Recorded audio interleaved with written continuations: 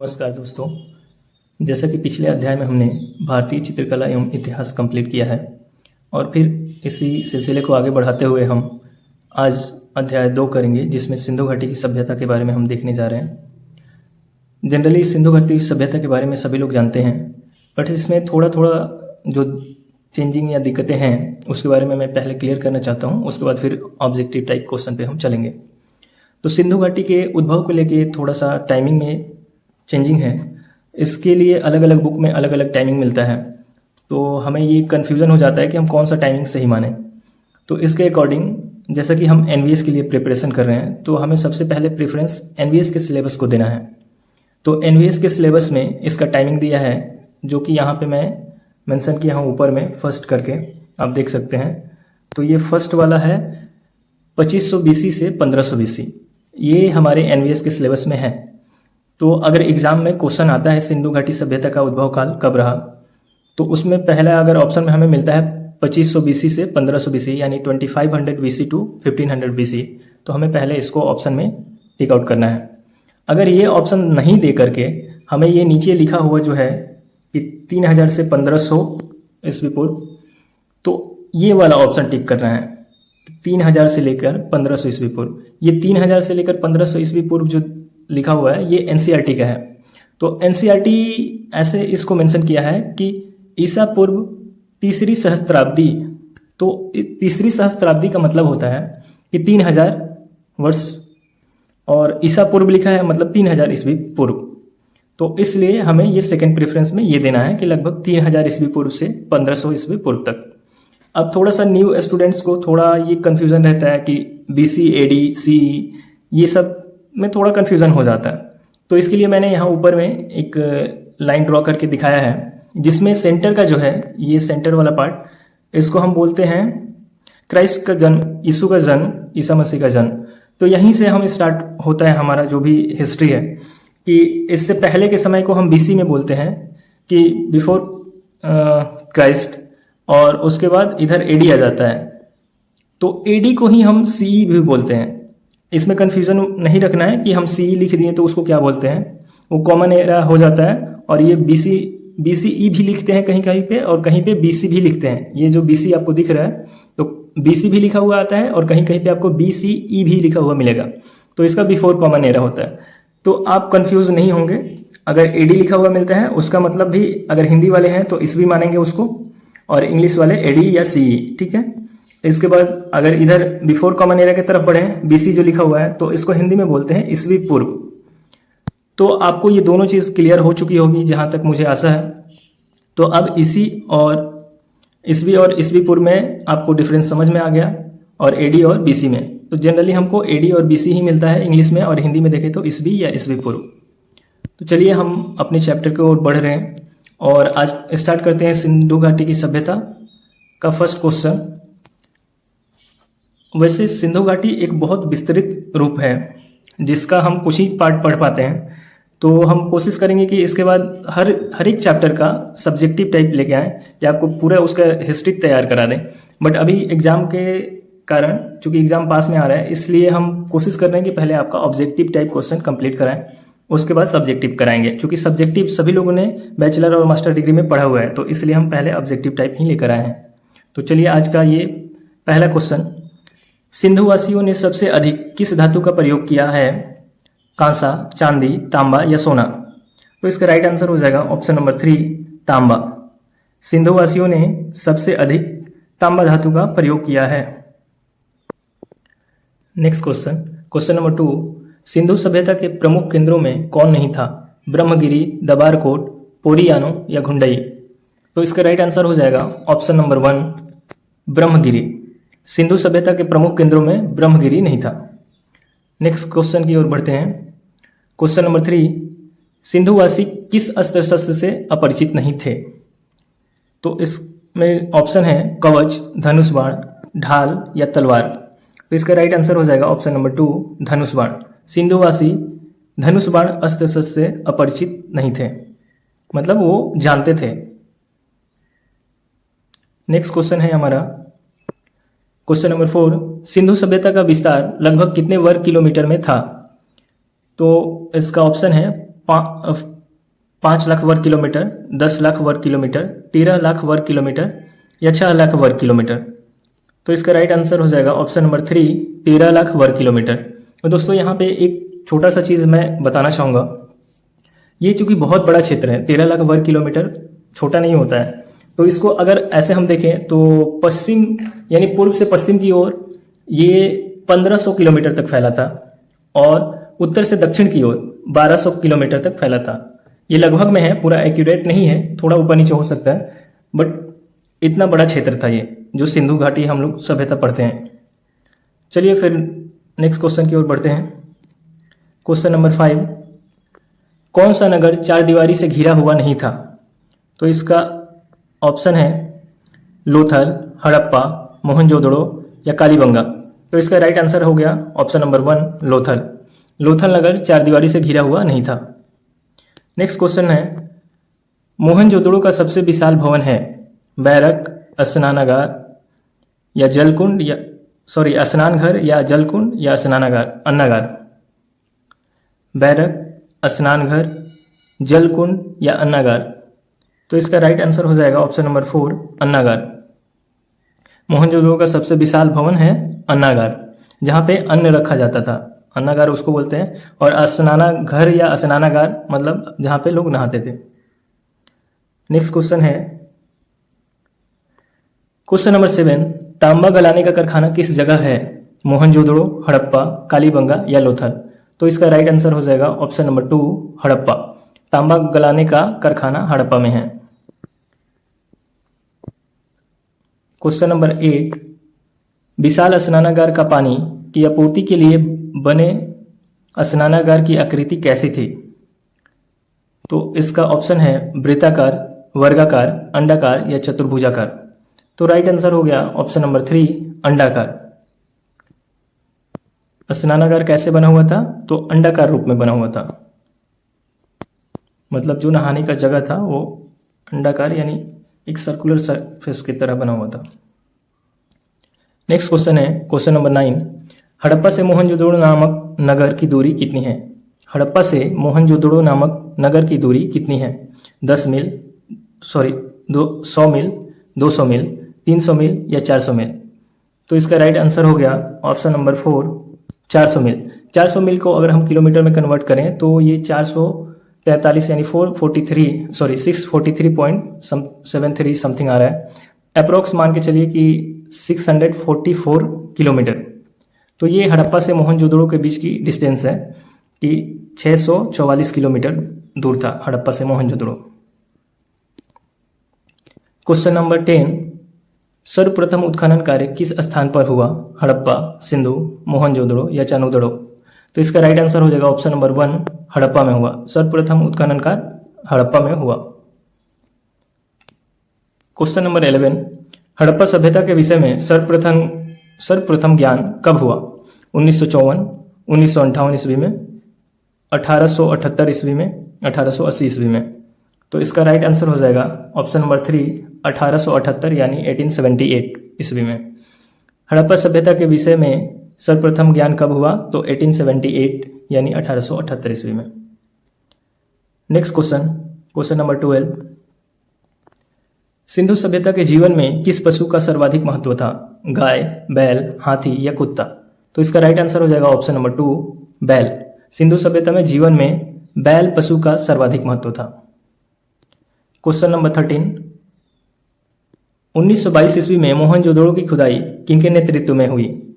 Doctor Rakhaldas Banerjee, पर्सी brown, Madhav स्वरूप वत्स या कर्नेट्स Mac. तो इसमें राइट आंसर हो जाएगा आपका option number 1, doctor Rakhaldas Banerjee. 1922 में मोहनजोदड़ो की खुदाई डॉक्टर रखालदास बनर्जी के नेतृत्व में हुआ। क्वेश्चन नंबर 14, सिंधुवासी किस धातु से अनजान थे? स्वर्ण, कांसा, लोहा या टीन। तो इसका राइट आंसर हो जाएगा ऑप्शन नंबर 15, सिंधुवासी लोहा धातु से अनजान थे। क्वेश्चन नंबर 15, सिंधु घाटी के लोग किस पशु से अपरिचित थे? बकरी, घोड़ा, गाय या हाथी। तो इसका राइट आंसर हो जाएगा ऑप्शन नंबर 2, घोड़ा। सिंधु घाटी के लोग घोड़ा पशु से अपरिचित थे। मतलब घोड़ा को वो लोग नहीं देखे थे। क्वेश्चन नंबर 16, लोथल किस नदी के किनारे बसा है? दासक, समतल, भोगवा या चैतांग? तो इसका राइट आंसर हो जाएगा भोगवा। लोथल भोगवा नदी के किनारे बसा है। नेक्स्ट क्वेश्चन की ओर बढ़ते हैं। क्वेश्चन नंबर 17, मोहनजोदड़ो सिंधु नदी के किस तट पर अवस्थित है? पूर्वी तट पर, दक्षिणी तट पर, उत्तरी तट पर या पश्चिमी तट पर? तो इसका राइट आंसर हो जाएगा ऑप्शन नंबर 1, पूर्वी तट पर। मोहनजोदड़ो सिंधु नदी के पूर्वी तट पर अवस्थित है। Next question, question number 18, Lothal नगर की निर्माण योजना कैसी थी? वर्गाकार, आयताकार, अर्धगोलाकार या चतुर्भुजाकार? तो इसका राइट आंसर हो जाएगा ऑप्शन नंबर 2, आयताकार। लोथल नगर की निर्माण योजना कैसी थी? तो आयताकार थी। क्वेश्चन नंबर 19, निम्नलिखित में से किस स्थान पर उत्तरकालीन हड़प्पा सभ्यता पाई जाती है? सुरकोतड़ा, सुतका गैंगडोर या रंगपुर या हड़प्पा? नाम भी कुछ अलग है तो सॉरी, थोड़ा सा भाई मिस्टेक हो सकता है, तो ध्यान रखिएगा। सुरकोतड़ा, सुतका गैंगडोर, सुतकोतड़ा, सुतका गैंगडोर, रंगपुर या हड़प्पा? तो इसका राइट आंसर हो जाएगा ऑप्शन नंबर 3, रंगपुर। निम्नलिखित में से किस स्थान पर उत्तरकालीन हड़प्पा सभ्यता पाई जाती है? तो रंगपुर स्थान पर उत्तरकालीन हड़प्पा सभ्यता पाई जाती है। नेक्स्ट क्वेश्चन है क्वेश्चन नंबर 20, सिंधु घाटी सभ्यता का आकार था अर्धवर्गाकार, त्रिभुजाकार, वर्गाकार या आयताकार? तो इसका राइट आंसर हो जाएगा ऑप्शन नंबर 2, त्रिभुजाकार। सिंधु घाटी सभ्यता का आकार कैसा था? तो त्रिभुजाकार था। Next question, question number 21, Sindhu घाटी सभ्यता का क्षेत्रफल कितना था? 11 लाख वर्ग किलोमीटर, 19 लाख वर्ग किलोमीटर या 12 लाख वर्ग किलोमीटर या 28 लाख वर्ग किलोमीटर? ये समथिंग वाला मैं इतना डिटेल नहीं पढ़ रहा हूँ क्योंकि आपको दिखाई भी दे रहा है यहाँ पे, तो जस्ट मैंने एक रेफरेंस दे दिया। तो इसका राइट आंसर हो जाएगा 12,99,600, अप्रॉक्स 13 लाख वर्ग किलोमीटर, जो कि एक क्वेश्चन में आएगा भी, ये नेक्स्ट आगे आने वाले क्वेश्चन में। तो इसको ही 13 लाख वर्ग किलोमीटर मानते हैं। तो सिंधु घाटी सभ्यता का क्षेत्रफल कितना था? लगभग 13 लाख वर्ग किलोमीटर। इसमें राइट आंसर हो जाएगा ऑप्शन नंबर 3, 12,99,600 वर्ग किलोमीटर। नेक्स्ट क्वेश्चन की ओर बढ़ते हैं। क्वेश्चन नंबर 22, कालीबंगा जहां से सिंधु सभ्यता के अनेक अवशेष प्राप्त हुए हैं वह राजस्थान के किस जिले में है? बीकानेर, मांडू, गंगानगर या जोधपुर? तो इसका राइट आंसर हो जाएगा ऑप्शन नंबर 3, गंगानगर। कालीबंगा जहां से सिंधु सभ्यता के अनेक अवशेष प्राप्त हुए हैं वह स्थान गंगानगर जिले में बसा है। क्वेश्चन नंबर 23, सिंचाई के लिए नहर के प्रमाण किस स्थल से प्राप्त हुए हैं? मालवड़, रंगपुर, मीताथल या राखीगढ़ी? तो इसका राइट आंसर हो जाएगा ऑप्शन नंबर 1, मालवड़। सिंचाई के लिए नहर का प्रमाण मालवड़ से प्राप्त हुआ है। क्वेश्चन नंबर 24, निम्नलिखित में से कौन सा नगर हड़प्पा संस्कृति का नहीं था? कालीबंगा, बनवाली, लोथल या गिरिनार? तो इसका राइट आंसर हो जाएगा ऑप्शन नंबर 4, गिरिनार। गिरिनार हड़प्पा संस्कृति का नहीं था। ये ऐसा नगर है जो हड़प्पा के अंदर नहीं आता है। क्वेश्चन नंबर 25, हड़प्पा वासियों की लिपि किस प्रकार की है? भावात्मक, वर्णात्मक, चित्रलेखात्मक या ये सभी? तो इसका राइट आंसर हो जाएगा ऑप्शन 3, चित्रलेखात्मक। हड़प्पा वासियों की लिपि चित्रलेखात्मक प्रकार की थी। क्वेश्चन नंबर 26, प्रतीक शव विसर्जन का प्रमाण किस स्थल से प्राप्त हुआ? कालीबंगा, लोथल, हड़प्पा या मोहनजोदड़ो? तो इसका राइट आंसर हो जाएगा ऑप्शन नंबर 2, लोथल। प्रतीक शव विसर्जन का प्रमाण किस स्थल से प्राप्त हुआ? तो लोथल से। क्वेश्चन नंबर 27, सिंधुवासी किस आभूषण का प्रयोग नहीं करते थे?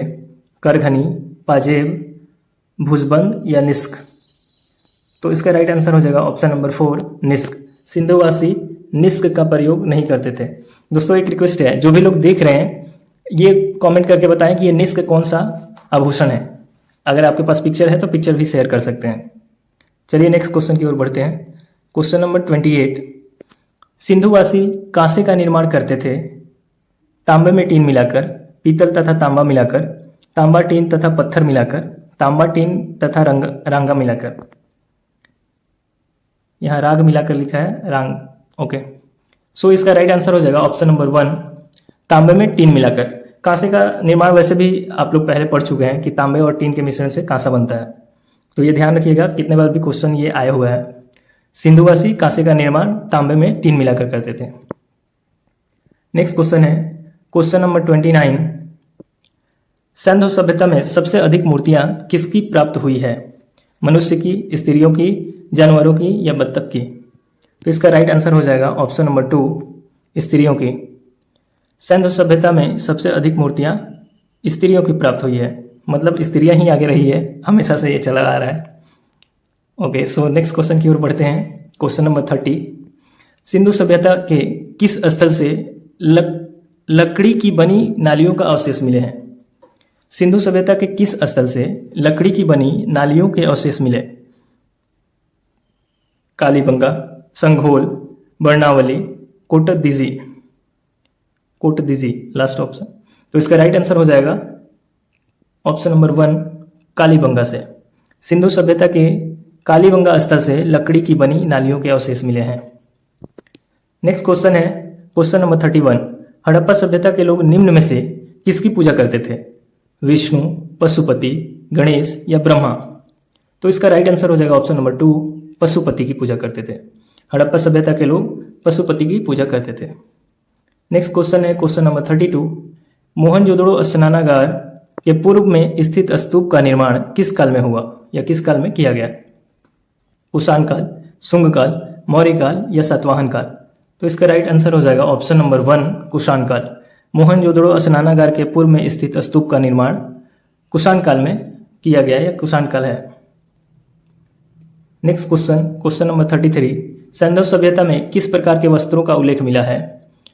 साहिका, दुकुल, सूती या रेशमी? तो इसका राइट आंसर है ऑप्शन नंबर 3, सूती। सिंधु सभ्यता में सूती प्रकार के वस्त्र का उल्लेख मिला है। क्वेश्चन नंबर 34, सिंधु सभ्यता की खोज के साथ जिन 2 भारतीय विद्वानों का संबंध है वे हैं माखनलाल बनर्जी और दयाराम साहनी, जॉन मार्शल और ईश्वरी प्रसाद, माधव स्वरूप और बीबी राव, आशीर्वादी लाल श्रीवास्तव और रंगनाथ राव। तो इसका राइट आंसर हो जाएगा ऑप्शन नंबर 1, माखनलाल बनर्जी और दयाराम साहनी। दयाराम साहनी के बारे में तो आप लोग सुने ही हैं सिंधु सभ्यता की खोज में, इसमें माखनलाल बनर्जी का भी ऐड हुआ है, तो आप लोग ध्यान रखेंगे, हो सकता है क्वेश्चन बन सकता है इससे। सिंधु सभ्यता की खोज के साथ जिन 2 भारतीय विद्वानों का संबंध है वो है माखनलाल बनर्जी और दयाराम साहनी। नेक्स्ट क्वेश्चन की ओर बढ़ते हैं। क्वेश्चन नंबर 35, हड़प्पा सभ्यता में पक्की मिट्टी की मूर्तियों का निर्माण किस विधि से किया गया? 1 सांचा पद्धति, 2 सांचा पद्धति, चिकौटी पद्धति या जोड़कर? तो इसका राइट आंसर हो जाएगा ऑप्शन नंबर 3, चिकौटी पद्धति। हड़प्पा सभ्यता में पक्की मिट्टी की मूर्तियों का निर्माण चिकौटी पद्धति से किया गया। ये चिकौटी पद्धति मतलब अंगूठे और ये तर्जनी उंगली से मिट्टी को दबा दबा के जो बनाया जाता है उसी को बोलते हैं चिकौटी पद्धति, यानी चिमटी लेकर जो बनाते हैं डिजाइन उसको बोलते हैं।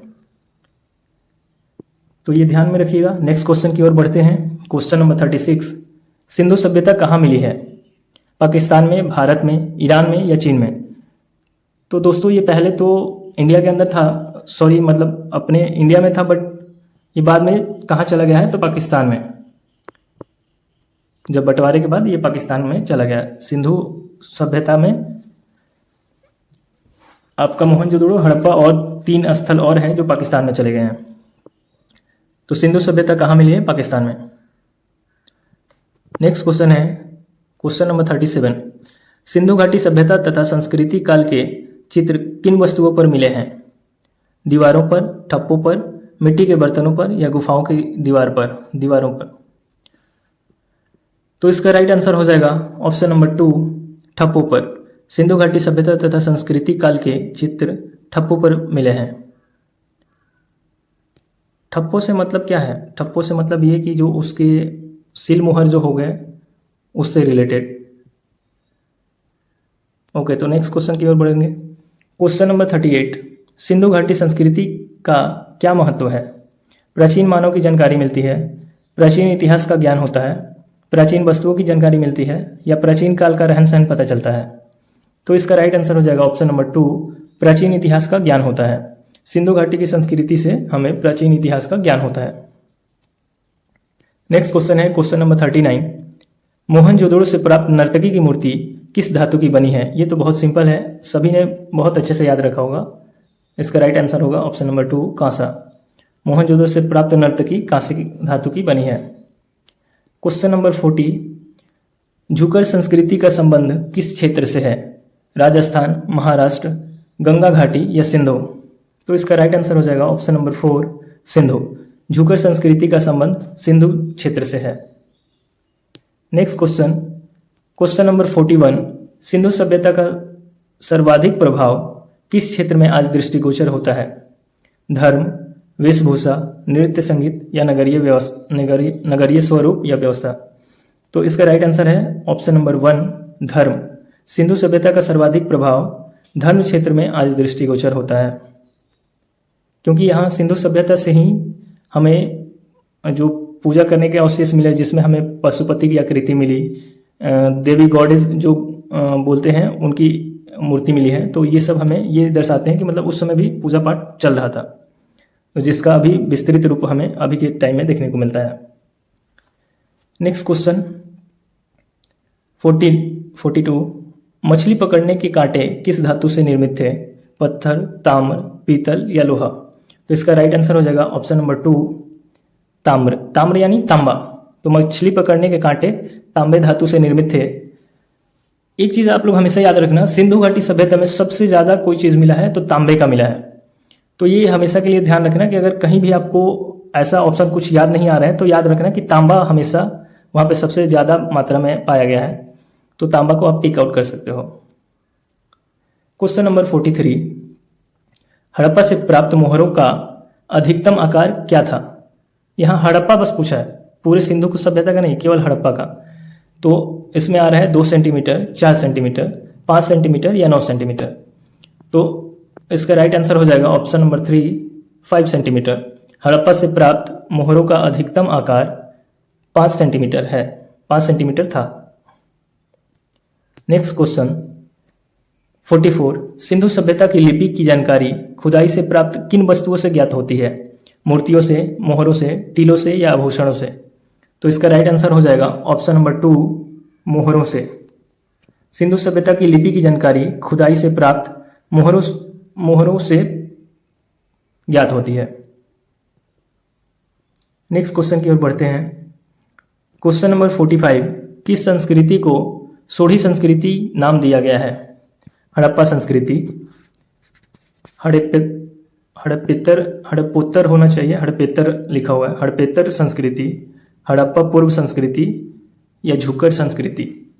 तो इसका राइट आंसर हो जा रहा है ऑप्शन नंबर 3, हड़प्पा पूर्व संस्कृति।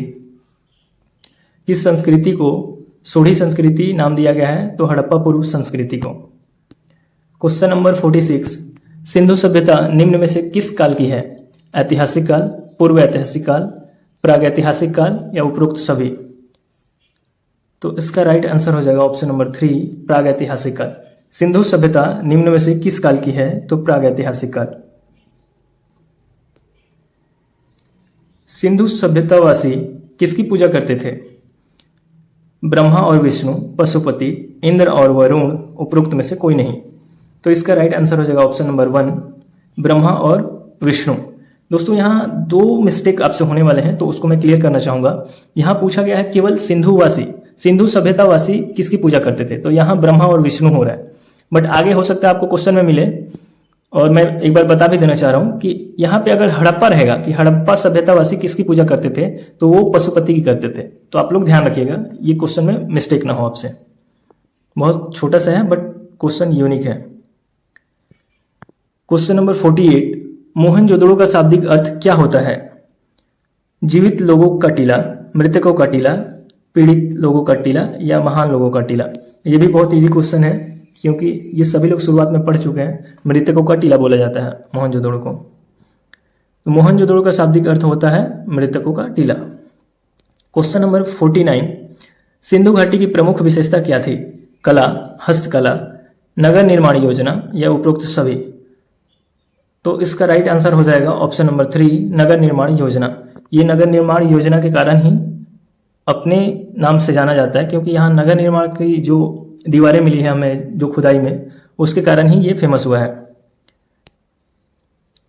नेक्स्ट क्वेश्चन है 50, सिंधु सभ्यता कितने वर्गों में बटी है? 2, 3, 4 या 5? तो इसका राइट आंसर होगा ऑप्शन नंबर 3, 4 वर्गों में बटी है। सिंधु सभ्यता 4 वर्गों में बटी है। क्वेश्चन नंबर 51, किस सभ्यता में 100 पात्रों पर किस पक्षी का अंकन अधिक हुआ है? सिंधु सभ्यता में 100 पात्रों पर किस पक्षी का अंकन अधिक हुआ है? मयूर, तोता, सीटी वाली चिड़िया या उपरोक्त में से कोई नहीं? तो इसका राइट आंसर हो जाएगा ऑप्शन नंबर 1, मयूर। सिंधु सभ्यता में 100 पात्रों पर मयूर पक्षी का अंकन अधिक हुआ है। नेक्स्ट क्वेश्चन नंबर 52, सिंधु सभ्यता के सबसे बड़े शिलालेख में कितने अक्षर हैं? तो इसका ऑप्शन है 15, 20, 17 या 25। तो इसका राइट आंसर हो जाएगा ऑप्शन नंबर 1, 15। सिंधु सभ्यता के सबसे बड़े शिलालेख में 15 अक्षर हैं। क्वेश्चन नंबर 53, सिंधुवासी मातृदेवी के रूप में किसके उपासक थे? पक्षी, प्रतीक, प्रकृति, जननी या काली? तो इसका राइट आंसर हो जाएगा ऑप्शन नंबर 3, जननी। सिंधुवासी मातृदेवी के रूप में जननी के उपासक थे। क्वेश्चन नंबर 54, मोहनजोदड़ो पाकिस्तान में कहाँ स्थित है? कराची में, पेशावर में, लड़काना में या लाहौर में? तो इसका राइट आंसर हो जाएगा ऑप्शन नंबर 3, लड़काना जिले में है। मोहनजोदड़ो पाकिस्तान में लड़काना जिले में है। क्वेश्चन नंबर 55, सैंधव स्थलों के उत्खननों से प्राप्त मोहरों पर किस पशु का चित्र उत्कीर्ण है या उत्कीर्ण हुआ है? तो इसका ऑप्शन है हाथी, बैल, घोड़ा या शेर। तो इसका राइट आंसर हो जाएगा ऑप्शन नंबर 2, बैल। सैंधव स्थल के उत्खननों से प्राप्त मोहरों पर बैल पशु का चित्रण उत्कीर्ण हुआ है। क्वेश्चन नंबर 56, हड़प्पा के पतन के पश्चात उदय हुआ, ऑप्शन है झांगर संस्कृति का, झुकर संस्कृति का, कब्रिस्तान की संस्कृति का या उपरोक्त सभी? तो इसमें ये तीनों चीजों का उदय हुआ है, झांगर संस्कृति, झुकर और कब्रिस्तान की संस्कृति। तो इसलिए इसका राइट आंसर हो जाएगा ऑप्शन नंबर 4, उपरोक्त सभी। हड़प्पा के पतन के पश्चात झांगर, झुकर और कब्रिस्तान ये तीनों संस्कृति का उदय हुआ है। नेक्स्ट क्वेश्चन है क्वेश्चन नंबर 57, सिंधुवासी अपने खेतों की सिंचाई करते थे। सिंधुवासी अपने खेतों की सिंचाई करते थे नहरों से, नदियों से, कुओं से या नलकूपों से? तो इसका राइट आंसर हो जाएगा ऑप्शन नंबर 2, नदियों से। सिंधुवासी अपने खेतों की सिंचाई नदियों से करते थे। एंड आज का लास्ट क्वेश्चन है क्वेश्चन नंबर 58, सिंधुवासियों की गलियों की चौड़ाई थी 6 फीट, 5 फीट, 3 फीट या 4 फीट? तो इसका राइट आंसर है ऑप्शन नंबर 3, 3 फीट। यानी बहुत पतली गली थी, ज्यादा चौड़ी नहीं थी। तो ये सिंधुवासी की गलियों की चौड़ाई 3 फीट थी। तो आज के लिए बस इतना ही। अब नेक्स्ट वीडियो में हम मिलेंगे इसके नेक्स्ट क्वेश्चन के साथ। तो दोस्तों इसमें 125 क्वेश्चन है, तो इसलिए मैंने कोशिश किया है कि आज अप्रॉक्स 60 के करीब ले जाने का, बट 58 तक ही हो पाया। नेक्स्ट क्वेश्चन में 125 कंप्लीट करा देंगे। तो ये सिंधु सभ्यता का जो चैप्टर है ये 2 क्लास में कंप्लीट हो जा रहा है। इसके बाद हम नेक्स्ट चैप्टर स्टार्ट करेंगे 1 दिन के बाद। तो आज के लिए बस इतना ही, फिर मिलते हैं नेक्स्ट वीडियो के साथ। तब तक के लिए धन्यवाद। जय हिंद, जय भारत।